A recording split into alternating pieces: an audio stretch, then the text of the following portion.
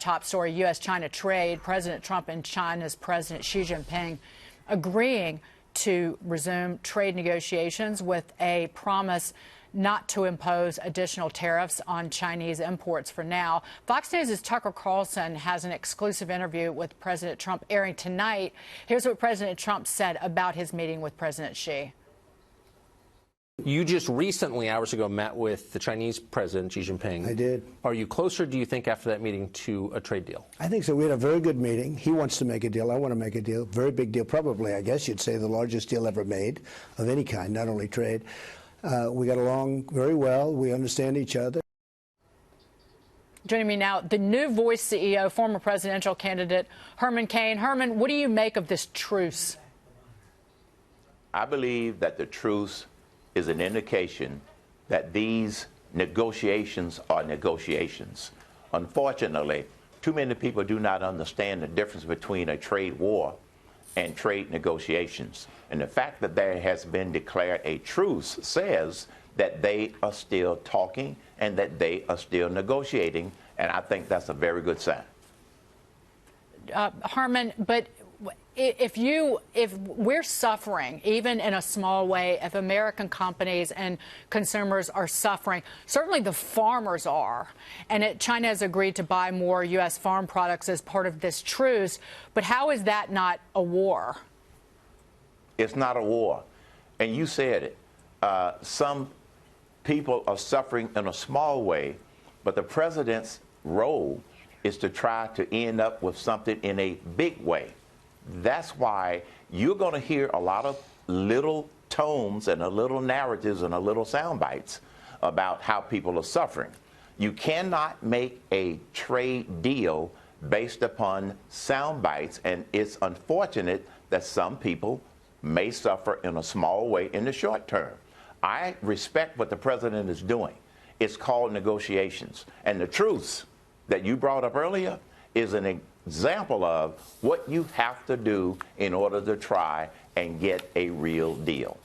Herman, Jonathan Hoenig is here. He has a question. Thanks, Herman. Thanks for being with us. I want to ask you, what is the purpose of the trade war? The president has cited every reason under the sun, from trade deficits, which really haven't changed quite at all, to IP theft, the potential for IP theft, which is essentially unenforceable even if a deal comes to a head. So what is the measure, the demonstrable measure for success that the president or Lighthizer or anyone else will use to actually get us out of this trade war, which has been largely self-imposed by the president himself? Jonathan, I respect you tremendously. It is not a trade war. It is a trade negotiations. And here is the measure. I'm just going to say, I'm just quoting from the president who mentioned that trade wars famously are easy to win. So using his words, sir. Jonathan, let me answer your question. Go ahead. Level the playing field is the measure. And that's what this president is trying to do. You cannot negotiate a deal through sound bites. You cannot negotiate a deal through the narrative in the media, with all due respect.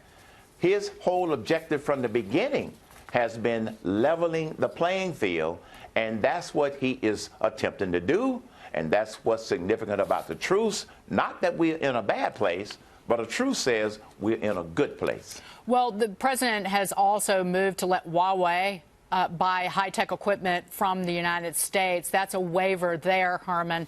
And again, that's been one of certainly the biggest concerns by some in the administration and some around the world, is the ability of Huawei and the wireless networks that it's building to be tapped by the Chinese government. How is that a good move, this waiver? Dagan, here's what we don't know. This is a complex situation. We don't know all of the elements. The administration probably knows all of the elements that are a part of the negotiations that are going on.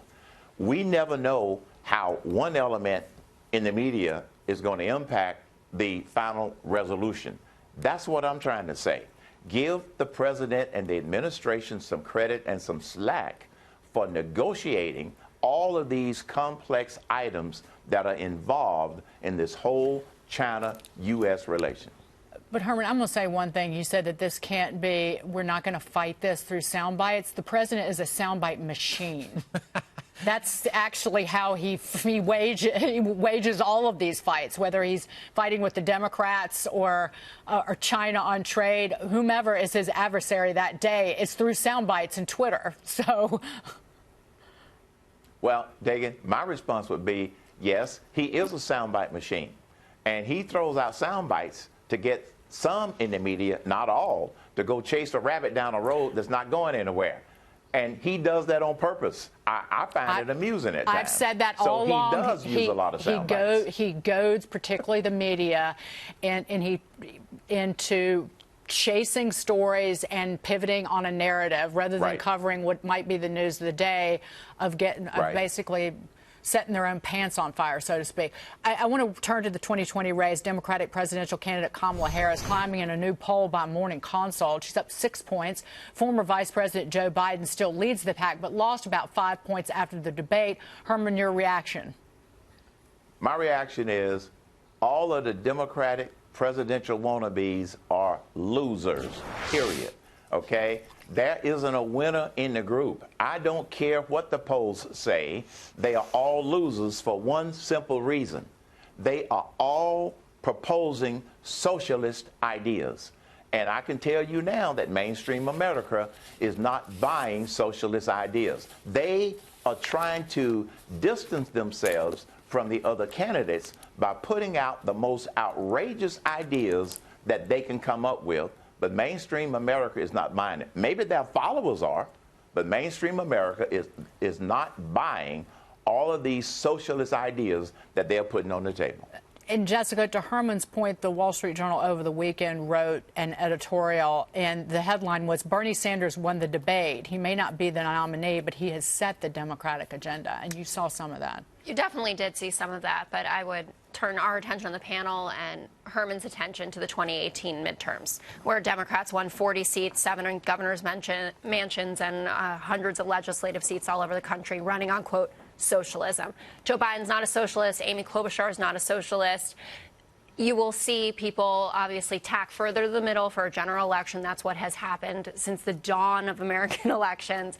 We're in a primary now. I know the right wants to message on that, but there only is one Democratic socialist on stage, and that's Bernie Sanders. Well, you don't have to call yourself to be in favor of socialist policies, Herman. That's Herman's point.